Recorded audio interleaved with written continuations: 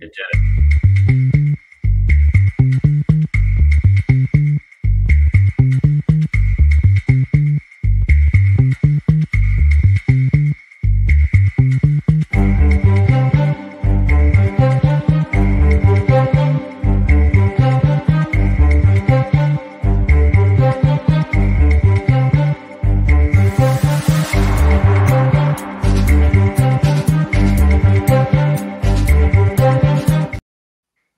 Hey, what's up, everybody? Happy Friday.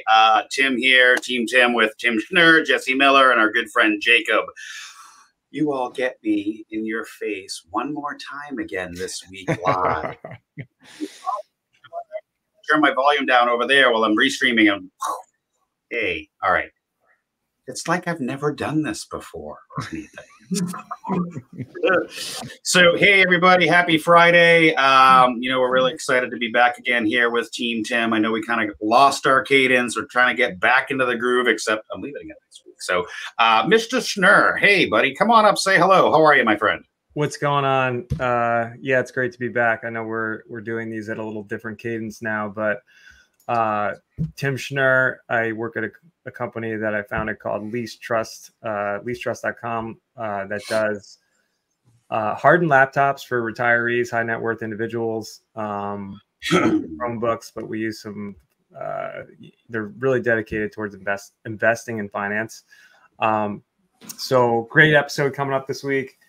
This is part 2 of our 3-part GRC. What is governance? What is risk? What is compliance? I actually got the order screwed up. So this week we're talking about what is compliance, but, excited to have Jacob on, who really is someone I've learned a lot from in our short conversations in the past. So excited to have him on and talking about, what is compliance. Hey, Jacob. So we'll give you a second. I just want to touch on something Tim said, right? It's funny because I've talked to a few different MSPs in the last couple of months, and 2 specifically are doing kind of what you're doing over there at Lease Trust. They're going after high net worth kind of individuals and, firms and that kind of stuff. And it was really interesting. I should make sure I remember who they are and connect the 2 of you. Definitely. Enough of that. Jacob, how are you? Give us a little shout out. Talk a little bit about yourself. All right. Well, I'm doing well. Thanks for having me here. I appreciate being on. Dave Kane, I head up the cybersecurity risk practice here at Sales GRC. So I was bound to be here for this series. The company name there is the Governance, Risk, and Compliance. And what we do is a combination of regulatory compliance and cybersecurity. I head up that cybersecurity group, primarily for investment firms. So long time in the space, an MSP veteran and ex-MSP person myself, but now here full time on that cybersecurity side of things. Nice. So you're doing a little crossover with Tim on the whole finance worth stuff. A little bit of crossover. Hey, Jacob, if you need help with that stuff and hardening those endpoints and managing those, I got a friend over here, Tim, that can do, as an MSP, that can help you do that. That is awesome. We do not want to manage. We do not want to harden, as we always say when we're working with MSP partners at different ones of our clients. A lot of our team, we've been in the MSP business. It is a hard business. We are very happy where we are now. We do not want your job. That was a good one. Well, that's why if you don't want their job, it's probably because they're not totally operationally efficient, which is why we have Jesse. Oh, man, look at that segue. It's like you have done this before. So, yeah, I'm Jesse Miller, founder of Power PSA Consulting and founder or creator of the PowerGrid vCISO system. We help MSPs, MSSPs, and vCISOs crack the code for vCISO profits. Oh my goodness. So Jesse's on crack now with the code for vCISO. I love it. So we're just like, wait a minute. Tim's the one like Jersey and New York and hold on. So I don't know where you're going with that. Talk a little bit about us. Tim Golden, founder, CEO of Compliance Scorecard, where we help keep your risk in check. See across the bottom, where Compliance Scorecard helps you and your MSP have that risk conversation with your customer using our scorecards. All right, enough of that. All right, what the hell are we talking about today? It was supposed to be risk, but we all got it messed up, or my dyslexia, and now we're talking compliance. It was me. I apologize to him, but yeah. So, what is compliance? Once again, another kind of, I'll call it nebulous term, right? I mean, we talked about governance last week, and 2 weeks ago we stumbled through it a little bit, but we did get to, I think, a pretty clear definition of what is governance, why is it important, how do we do it. What does it involve? So this week, what is compliance? I came into cybersecurity 5-10 years ago, and I think the word compliance was pretty strange to me. Jacob, I used to work in financial services, and compliance would mean, don't trade on things that the firm was working on, or, I come from more of like a, SEC compliance or FINRA compliance, or Boiler Room, if we've ever seen some of these movies, right? Like, don't do that kind of stuff, right? Wolf of Wall Street. So what is compliance? I guess we'll start with that. I think we're going to talk a little bit about cybersecurity compliance, but why don't we start with what is compliance? Tim, looks like you're ready to go first. Well, I was going to say, 20 years ago, before I got into this mess of stuff, compliance in my head kind of meant like the UL, right? Like making sure the electrical things in my house are compliant to, I don't know, energy stings, or having seatbelts in our cars so that we're compliant for seatbelt things. But when I got thrown into this mix back in 2006, it was a whole different world. NIST 853, FTC, SEC, all the mouthful of crap. And compliance in a nutshell, things that are regulated that you have to do, in my brain, simple enough. Yeah, that's interesting. I was gonna, as we were talking about this leading up to this week, I was thinking about this, and immediately I wanted to jump to, well, it's a government mandated thing, but that's not necessarily true, right? You have things like PCI or industry regulated standards, which aren't right, exactly, which aren't regulated by any sort of government or state entity. They're an industry mandated term. So I think we do have to broaden that a little bit. And I like what Tim said, but I think where you can, for me, you draw the line is when there is some sort of punitive measure to enforce a standard. That to me makes compliance. Yeah, Jacob, the punitive part is interesting. Yeah, I feel like Jesse took a bunch of it there. So I was, definitely looking at that of some idea, right, whether that's a government or other regulatory body or industry association. But there are some external set of rules that have a minimum standard of your compliance with them. And again, I think that's a good way of putting it, Jesse, right? Punitive damage, where those are, right? Not just operating at your own risk, but there could be some form of censure. Right. Yeah, I like that. I like where you're going there. And SROs, self-regulatory organizations, which seems like probably the lion's share of compliance, at least in cybersecurity, right? Like there are some FTC, SEC, some regulatory bodies that are government related, but I think a lot of it is SRO with like SOC 2.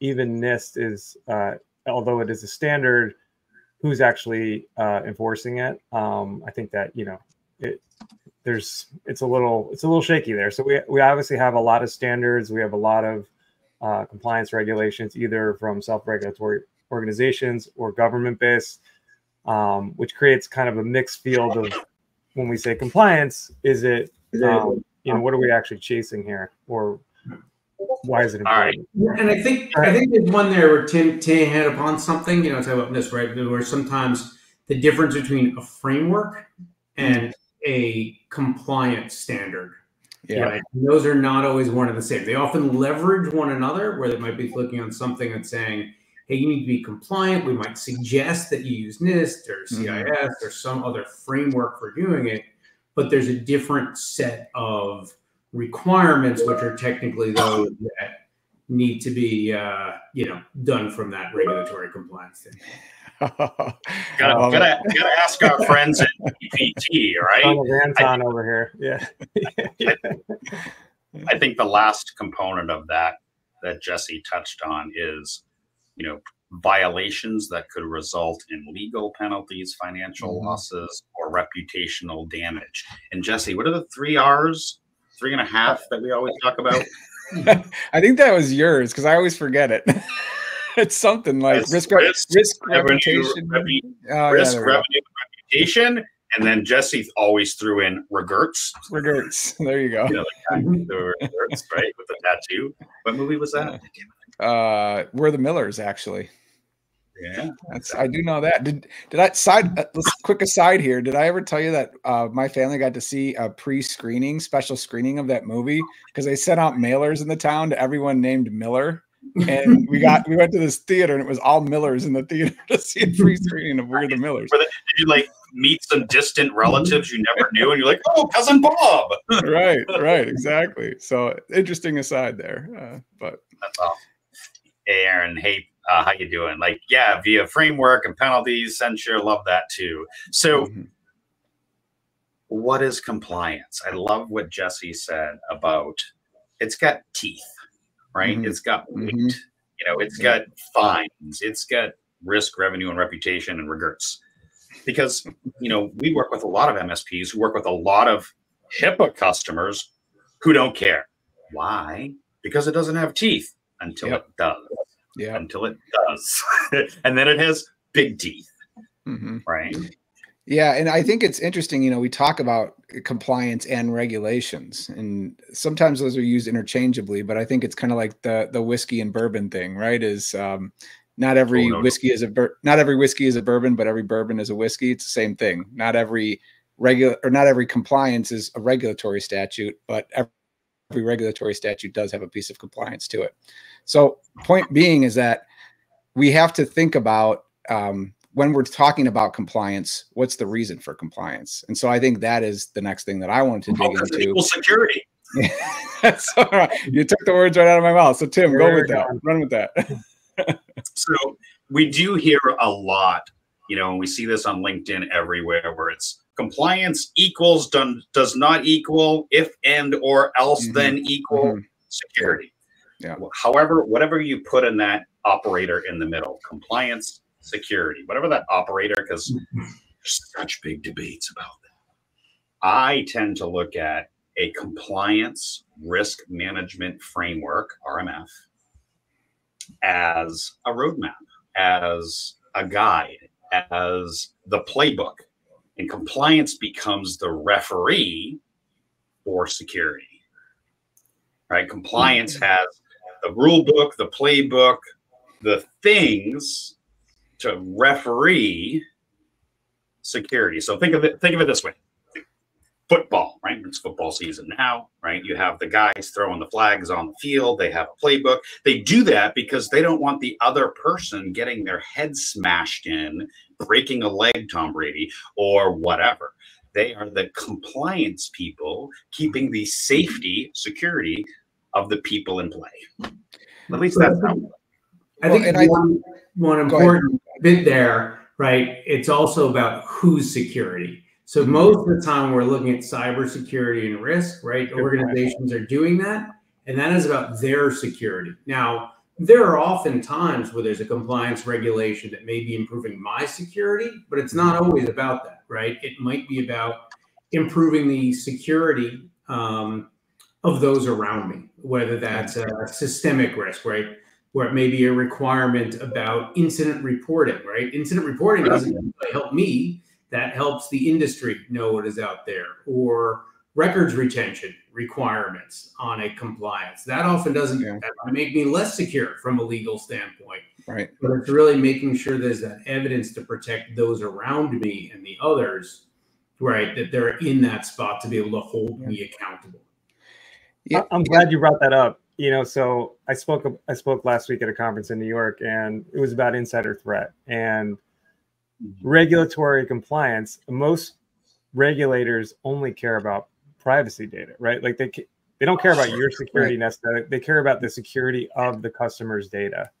They actually don't care if an employee walks out with your secret sauce and crown jewels. Most regulatory compliance does not care, which is incredible, right? Because like, you know, what percentage of your assets fall in that category? So Jacob, that's a great point on, you know, who's detriment, who are they trying to protect, right?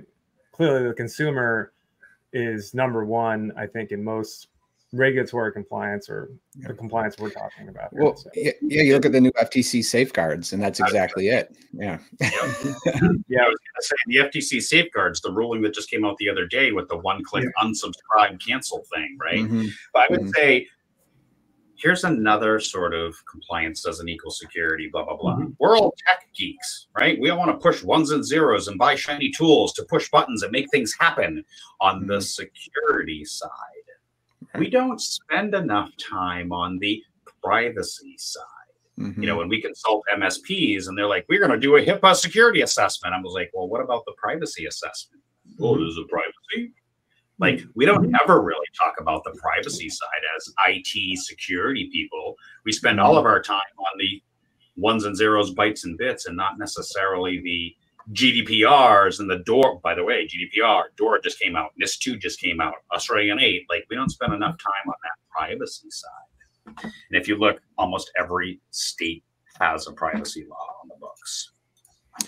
Yeah, I think that's interesting, is that's something that seems to be the way the winds are blowing, is that compliance is going to become more privacy centric and less cybersecurity centric, which leads to the point that I was thinking about as we were talking about all of this, you know, privacy doesn't equal security. And I think that's largely because up to this point, many compliance frameworks and regulatory requirements have cybersecurity as part of a much broader set of rules that businesses have to align with. You know, you think about SEC, for example, and SEC does a great job of, you know, baking in, I think, pragmatic cybersecurity requirements for the organizations that are part of it. But there is a much larger, if you read the entire SEC rule, the entire book, that's like one small piece of all the regulations that you have to adhere to. And so as a cybersecurity professional, and Jacob, you know, you'll attest to this, is that you're typically working with a compliance team who's working with like EY or somebody else, or, you know, Salus, right? To handle their business regulatory requirements, and cybersecurity is a portion or a subset of that. So many times, if you don't have somebody like Salus doing it, it becomes a box checking exercise. Like, what's the least we can get away with to satisfy this portion of the rule and get on to the really important stuff, right? And so I think that's where that stigma comes from. But I do see, as we shift toward a privacy centric focus, that is changing somewhat. So I'd love to get your thoughts on that. Yeah, no, that's really hit the nail on the head there. I mean, that is increasingly the case, and those elements are convergent. So particularly for the SEC, right, there's some matter of limbo, because there's a large cybersecurity rule, but that's still not finalized. But it's really what it is it's codifying almost everything in that proposed rule already exists. It's just in bits and pieces in other non-cybersecurity related regulations, right? And a mix of things that are in rules that say a lot of, you know, you should take reasonable measures, right, or appropriate measures. And what does that mean? Well, then that's in separate risk alerts that are listed, right? You take things, you know, but here are some suggestions, and then here's a list of how you might tackle that. And you often see it tucked in. It's sort of like we often see this at government legislation in other areas, right? There's something tucked in that's a pet project that maybe has seemingly little to do with, you know, the intended point. And as a great example, like so Reg SP had amendments, as an SEC one, particularly for people who are managing information money for private individuals, to privacy, you know, part of that privacy rule, where they're also tucking in service provider assessments as a requirement on doing it, where it's kind of a tortured, right, an extension of the privacy, but then it's on the cybersecurity side. You can evaluate the cybersecurity of a third party, and you often have to kind of follow that trail. Yeah, that's super. It's funny that you mentioned that because we could probably share some backroom stories about exactly how that's being navigated in certain organizations right now. But some doing it better than others. I want to pop up here real quick because hold on, let me do this. Let me do this. Jacob said something interesting as well about reasonable. So like some of these things get pretty vague as well, right? Like in terms of what's the litmus test on reasonable security? Go, Tim. Yeah. No, I was just saying, like we were talking about privacy, right? And if we look at the privacy tracker, the link is on LinkedIn. If you look at the privacy track, like there's a lot of states already that have things on the books, in the works, like this little map. The link is in the comments. Oh, Jesse, look, this one applies to you, the Minnesota one, right?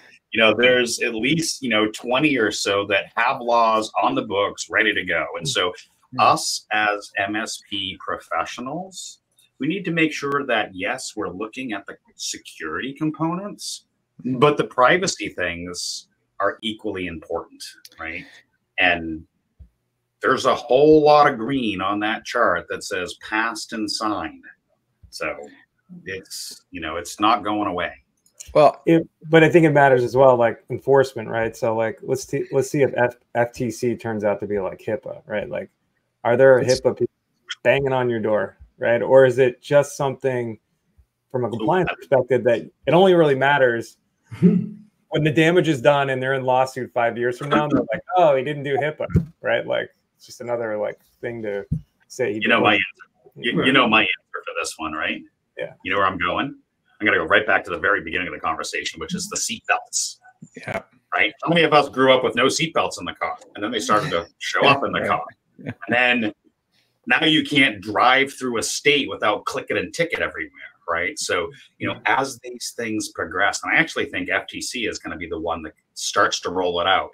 Some of the CMMC stuff that you're seeing now, too, in my brain is a little test bed.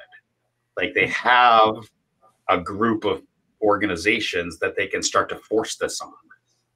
And we're going to see this thing come out over the course of the next maybe 5 or 10 years, where every small business, just like they did with NIS2, DORA, Cyber Essentials over in the UK, every business is going to have to do something.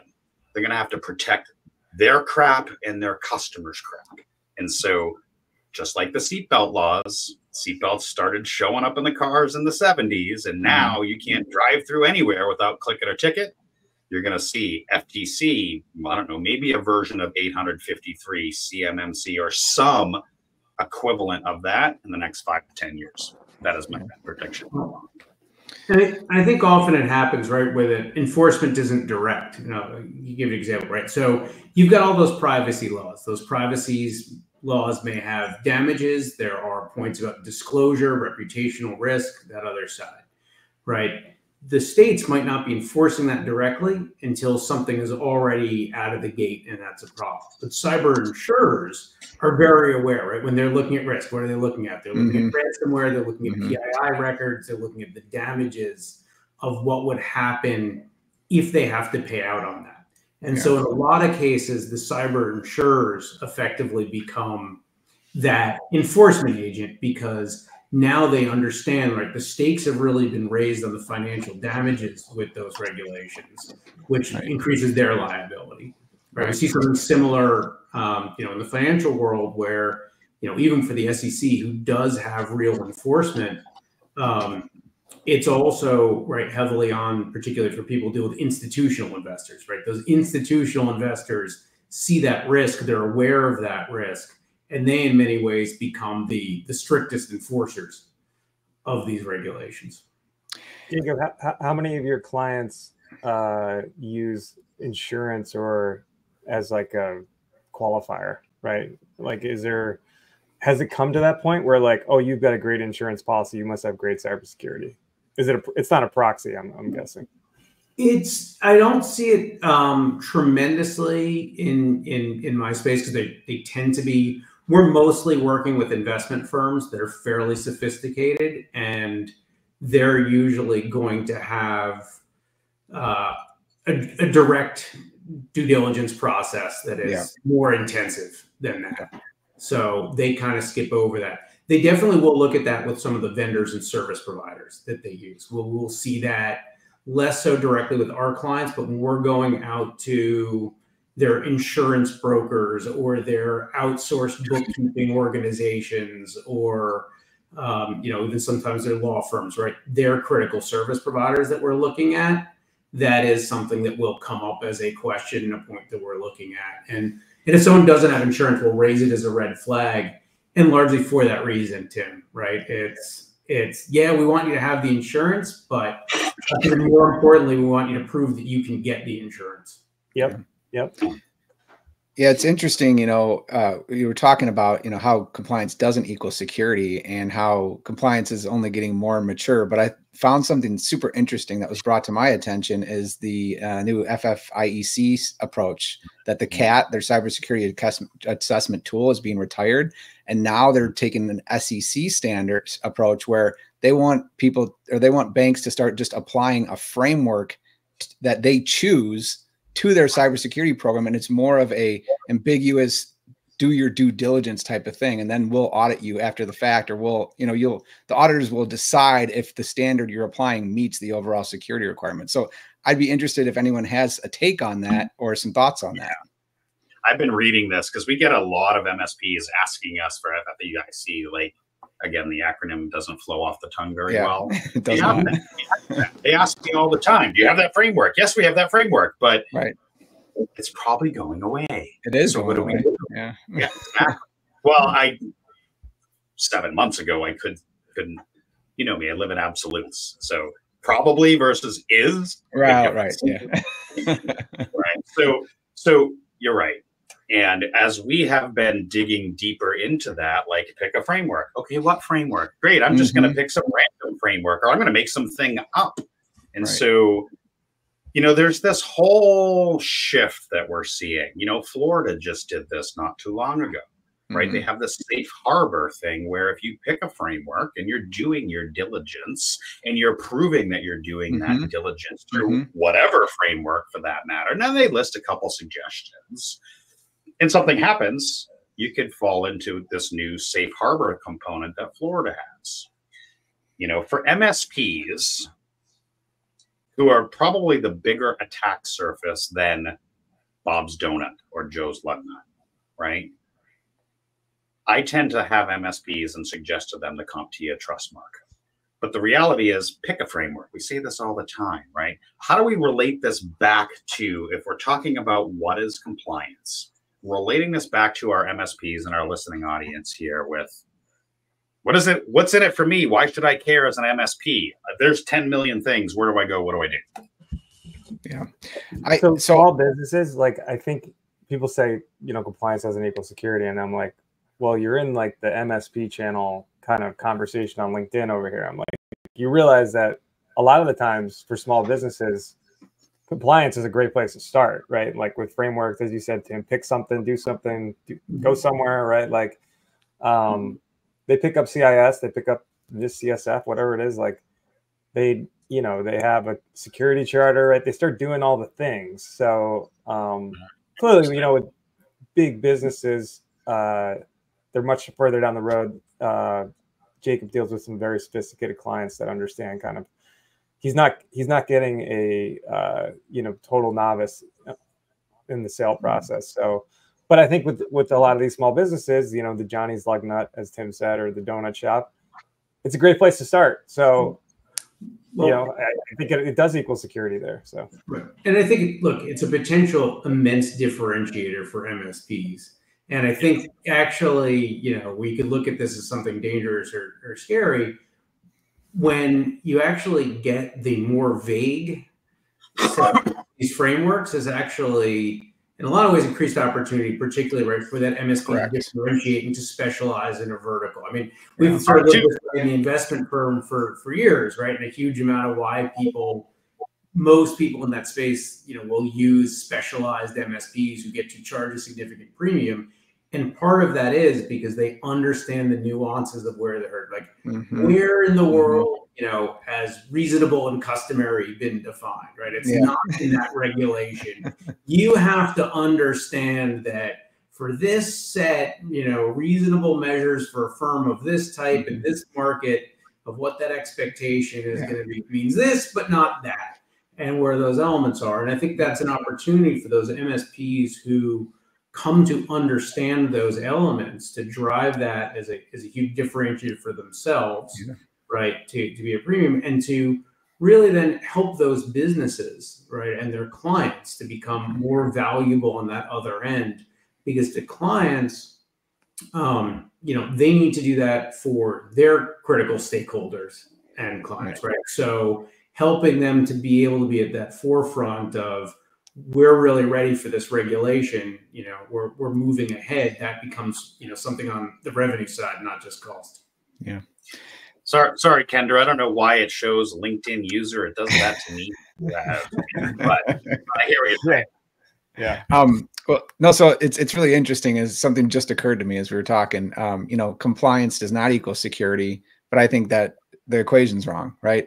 It's compliance plus security equals resilience. And so that's what I think MSPs should be talking to their clients about, is, helping the business be resilient, giving you the outcomes that you need for your stakeholders, for your clients, and for your bottom line. And I think that's the way to think about it. Great. Now you're adding more operators to the map. It's my favorite subject. I can't help it. No, but I think I think it's really important to think about it in that way, is that, when you're telling your client compliance does not equal security, why? My question would be, why are you saying that? Right? Like, compliance should equal security, right? Like, isn't that the intent of so it's almost like we're trying to hack the compliance system at that point. And that's not the way to approach it, right?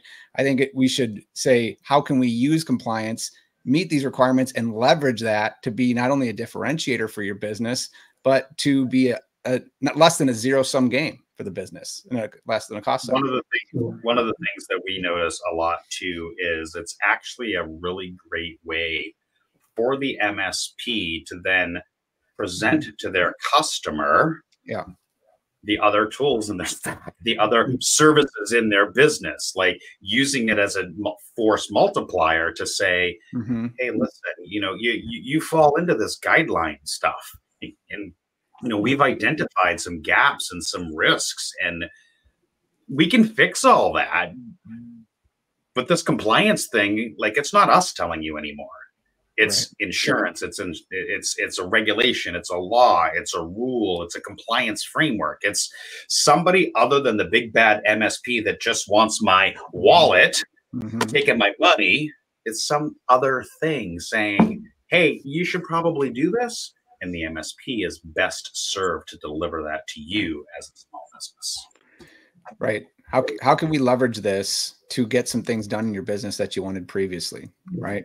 Right. So I'm calling you out, Jesse. And some of those are dollars. Some of it's a matter of, we've been telling them, you really need MFA in your VPN for 2 years, and the CEO doesn't want to do it because it's inconvenient. And that's another, it becomes that lever. I'd say almost every time we go in somewhere, we wind up with a conversation somewhere with the MSP of them saying, thank you. We've made that same recommendation 5 times over the last 2 years, but now that the compliance people come and say, you have to do it, right? Now you have to do it. And that's, I got big shoulders. Blame me. Way. Yeah. Blame me. I'm good. I got big shoulders. I can take it. I want to get back to Aaron's comment here about disagreeing with Jesse. Yeah. So I'm going to pull out. I'll give you a second to read it, Jesse, and then I'll pop you up and let you respond. Yeah, I'll respond to it as well. So standards aren't perfect, right? So I think that's a little bit what he's getting to, is uniformity, but standards are, without standards, there's no way to judge people or judge security programs, or you'd have to go and do full due diligence on everyone. So standards are only there to save cycles, I think, and save expense and save time. They're clearly not like, every single one of us probably are like, that's a useless control in some framework, right? Yeah. And if you went through CIS 8 and the whole, the Matt Lee activities, right? Like, they're trying to improve it, right? Like, CIS is 5 years old, right? It's version 8. So what's happened in the last 3 years with attackers? So that's why I made that comment on curiosity equals security, because you need to be today, right? You need to be current, like you need to be changing things up. So it's going to be stale, but at a minimum. So go ahead, Jesse. Yeah, no, I think, I wish we had the ability to like pull somebody in, because I think this is a really great conversation. And I think in the frame, we do. If he wants to join, we should talk through this. This is awesome. All right, cool. Yeah, that'd be great. So you have to go back to, again, my deeper background with SEC regulated and, investment and publicly traded companies is that when you're thinking about materiality, right? And I think my understanding of what I said, the punitive measure of compliance, is I look at compliance as anything that's going to have a punitive result if I don't follow it. So when I look at the fact that I could get shut down, or I could have massive fines, or I could have things that end up being highly material to my business, and by being compliant, I protect myself from those things, or at least mitigate those things, that's where I'm looking at it from a resilient perspective, and saying that compliance does actually bleed into resilience, and that if you're not compliant, you're less resilient as a business. And I'll take that a step further and say it actually helps build that defensibility, right? Yeah. We talk a lot about defensibility, right? We talk a lot about due care, due diligence, right? Oh, and here he comes. All right, we're going to bring him on up here. So we talk a lot about this. Hey, buddy, it's been a hot minute since we've seen you, right? Figured we'd pop you on in over here. How are you? Welcome to the team. Give a 2-second introduction. Afternoon. Hey, Ron Peters with Tech Squared. We are the MSP that you guys keep talking about. So that's pretty much my 2 seconds. So I thought let me move Jesse over here and let the two of you just kind of beat it out for a minute, because I'm just going to pull this up here of, hey, you disagreed? Well, fine. Let's have a conversation about it. That's phenomenal. Jesse, go ahead. So yeah, I'll just quickly reiterate what I said, is that I think the frame that I'm looking at that through is kind of how I started off the show with my definition, quote unquote, of compliance. So I think compliance has to do with anything that has a punitive measure to it. And so this is fresh in my mind because I was doing some resilience planning with the executive team of a publicly traded company that I do a vCISO engagement for. And we were talking about how to create resilience in the organization through compliance adherence, saying that, if something material happens and we don't report it properly and we don't adhere to the compliance report properly, we're subject to fines, business slowdowns, even existential level events from the SEC to our business.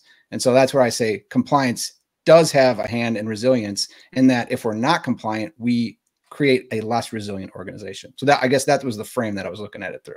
Okay, so from the punitive damage side of things, as opposed to actual resilience of the business continuity, which was the frame that I was looking at it from. Right, I figured. So I look at it from smoke detectors being required.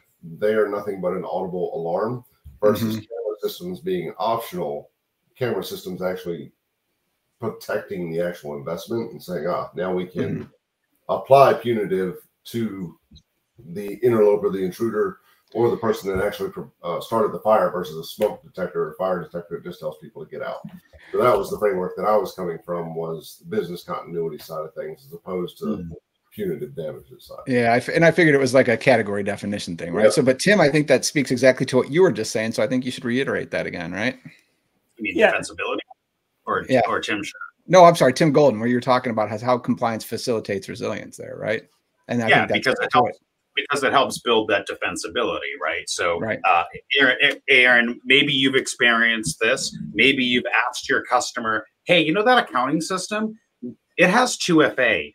We want to enable that for all of your people that can touch money. And your client says no. Right? Maybe you've experienced that. I don't know. I've talked to a lot of MSPs where they're like, we keep telling them and they don't do it. It's hard. Right.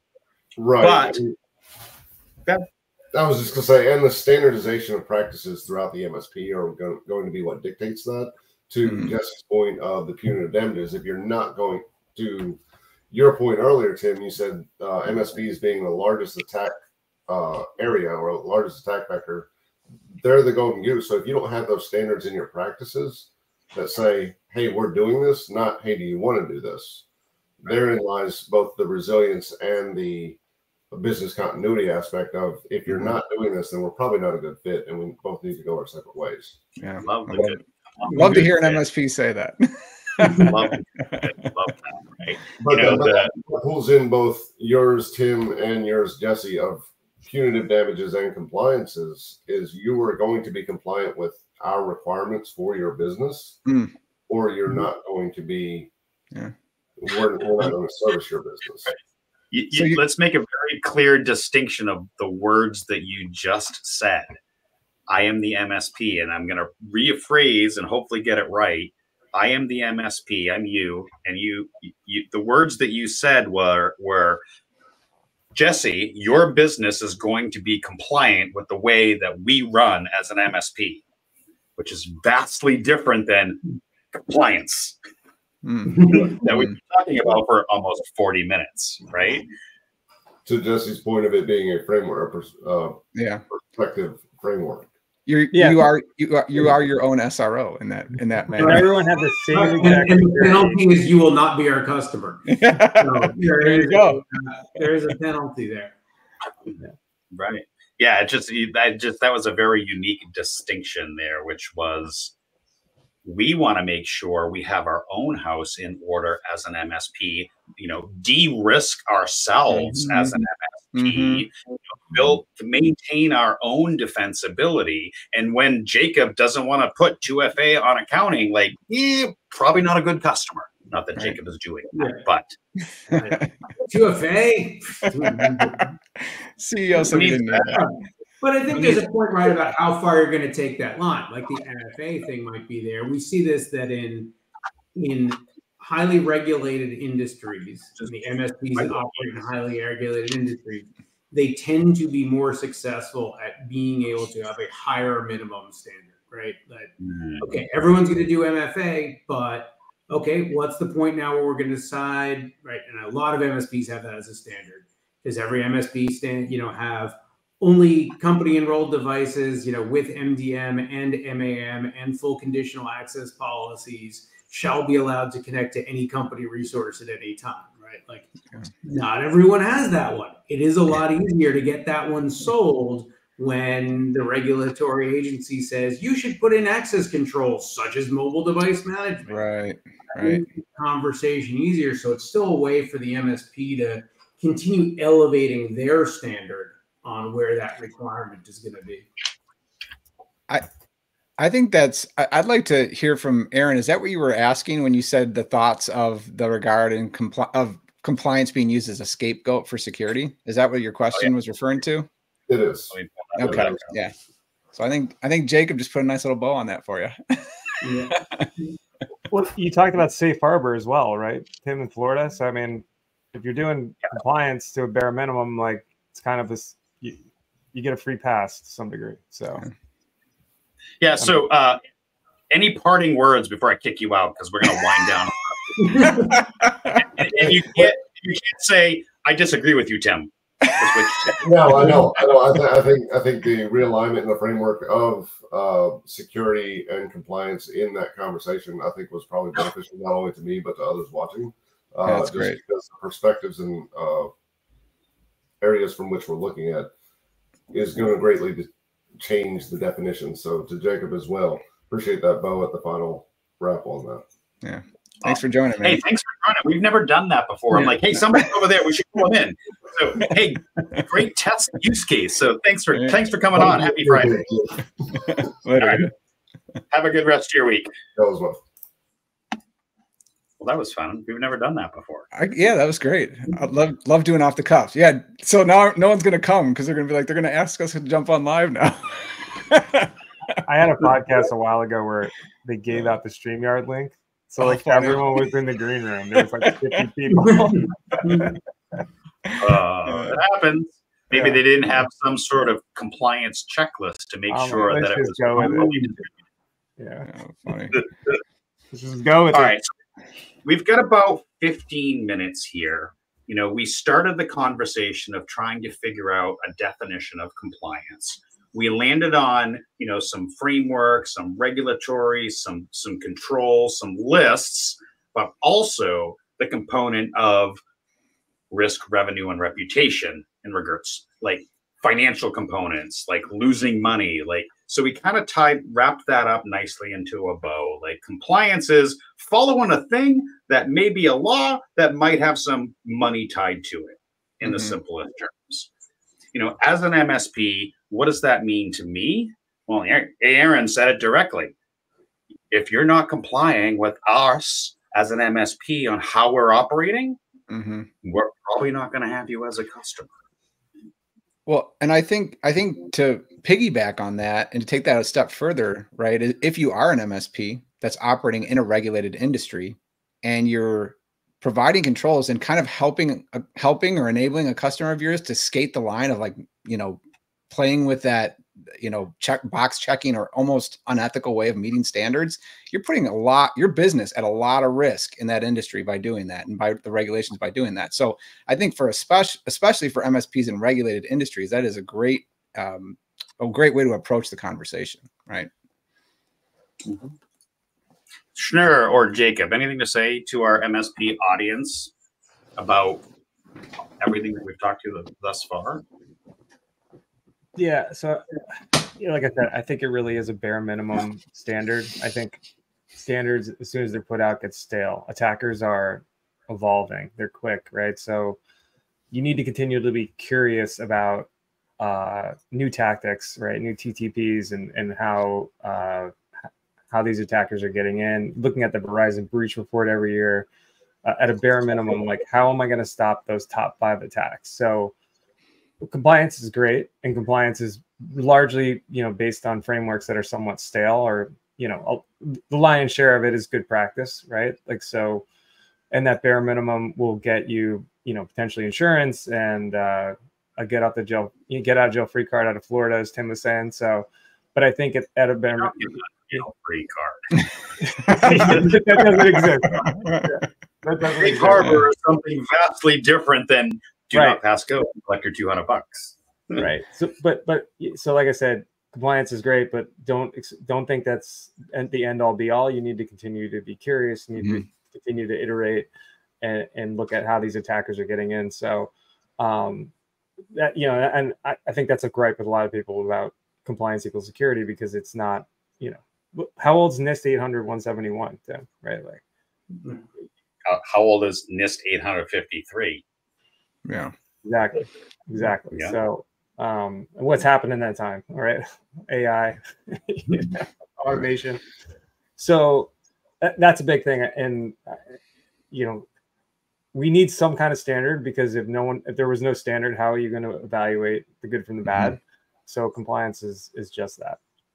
So. But think of it like FDR decided as part of his presidency that he was going to build roads and infrastructure.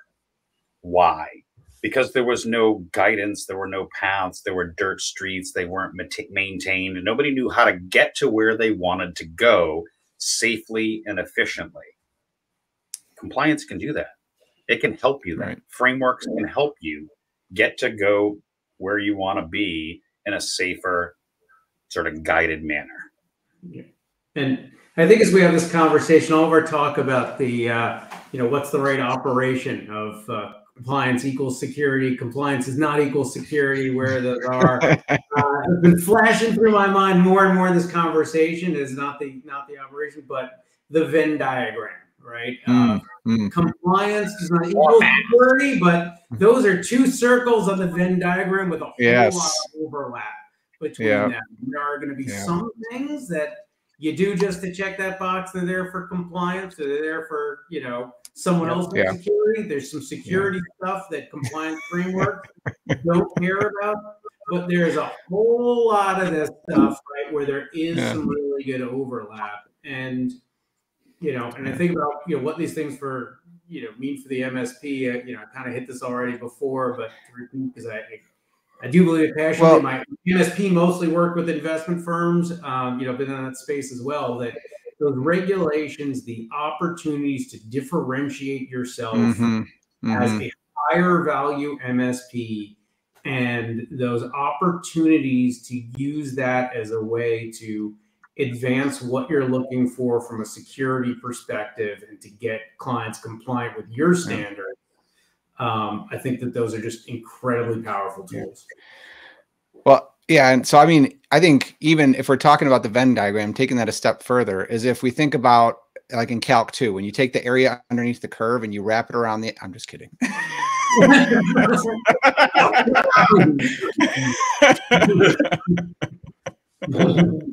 I watched him get mad at me in real time there. That was funny. Get mad at you. It's fine. We have Marnie Stockman for all that math conversation. We should bring Marnie on at some point. She has all Seriously, that math conversation. There you go. Actually, wasn't Marnie the very first one that we did? I'm thinking about I think so. Marnie one was of the first. Yeah. Anyways, all right, I digress. I don't know. Squirrel. Well, so last thing on this, I know we're running out of time here, but I kept wanting to go back to this because I keyed on something Jacob said about, reasonable, the language of like a reasonable approach. So you have to know for the industry that you're working in, what the barometer for that industry is for the size of client or size of organization that you are. And so one thing that popped into my head was the word about defensibility, right? So I think a lot of these standards are moving toward a defensible narrative for why you did what you did. And you can't do that with box checking. That is where you need a security program. Again, the FFIEC change is a good example of that, because they're saying, we want you to demonstrate how you're measuring risk and providing due care through those risk management methods. Well, you could do that, 20 different ways, especially depending on the type of organization that you are. And so it's on you to create a narrative with an ongoing security program. And so I think, as Jacob said, that provides huge opportunity for MSPs and other providers who are building out these programs to be able to do that. Look what CIS just put out not too long ago. A reasonable cybersecurity guard. Right? Yeah. What is that? Yeah. What is the fourth word? Make your cyber defense, i.e. defensible, reasonable, right? There is a guide to actually defining reasonable cybersecurity. So, yay to our friends at CISA. It's a little vague, I'm sure, but Yeah. Christian Redmond, you guys know him. Good security is reasonable, insurable, legally defensible. So there you go. Legally Love it. defensible. Yep. Well, and that's the Insurable. point, right? Yeah. That's the point of this whole conversation is you follow a thing. That thing has been put together by a bunch of super smart people. It gives you some guidelines and some roadmaps. Our friends over at CISA gives you reasonable, right? In a court of law, what's the word they always say? Beyond a reasonable doubt. Yeah. Right? Which is basically what our entire society here in the United States has been built on. Beyond a reasonable XYZ.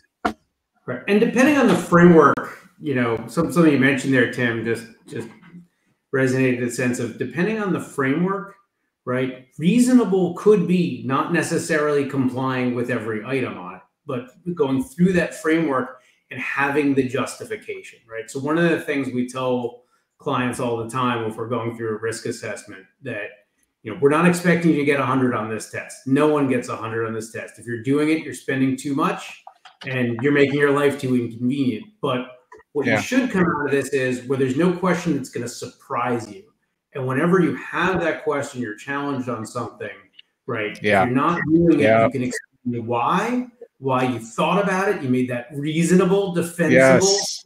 Yes. And you're prepped for it. Yeah, exactly. So we have our last 7 minutes. We tend to, talk through and have at least one key takeaway from us. I don't know if Tim or Jesse or Jacob, either of you are ready for your key takeaway. Let me see over here. Something popped up. Yeah. Good. Yeah. So go ahead. Here. Yeah. So my final thought is that security plus compliance equals resilience. That's my story, and I'm sticking to it. Spicy. So no, but I think that doing that and looking at it through that frame and talking about it that way with your clients is something new that maybe they haven't heard. And so I think you can use it as a differentiator to start positioning yourself as an expert in their industry and showing them how compliance and security is not a zero-sum game. It's actually a competitive advantage for their business. Love that. What about you, Mr. Tim? You got something, or you bring Jacob up instead? I'm good to go. So no, let me do this. Well, it doesn't matter. So compliance is, I think it's almost like a certification, right? You have these professional certifications that are very common in white collar jobs. It's a bare minimum standard, maybe not bare minimum, but it's best practices. Like it's usually, targeting some kind of framework.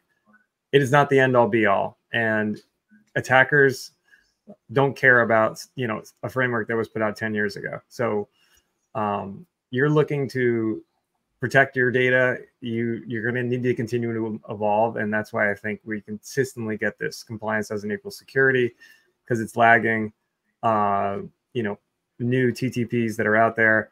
So just continue to be curious, continue to evolve. You can have endless curiosity and never satisfy it, because attackers are going to continue to make that next move. So I love the curiosity. Didn't they say curiosity killed the cat? Maybe curiosity. Oh, I love this. Curiosity cured the compliance. All three. Well, how about this? The FFIEC cat is gone. Curiosity killed the cat. Yeah. I see. Don't even get me going. My mouth is not working the last couple of weeks. Yeah, I'm a dad, Jacob, you're up. All right. I'm not. Mine won't be as snazzy as the other guys here, but building off what Tim said, I think that's some of that area, right, where compliance and security, I think they do not keep it anywhere. There is a lot of overlap, but it's also important to understand where those differences are. As Tim was mentioning, those areas of security that might not be covered by compliance. But then the other thing, which is if you look at compliance not as an onerous bare minimum that you need to accomplish, it really can become a huge opportunity both for that value differentiation, but also for accomplishing the things that most of that stuff is stuff you want to do and you should do anyway. Good things. Good things. I suppose I should probably give my 2 cents as well. So one thing that I'd like to have our MSPs take away from today's conversation on what is compliance. As you're building these services out, as you're adding potentially a compliance as a service offering, number one, don't be afraid.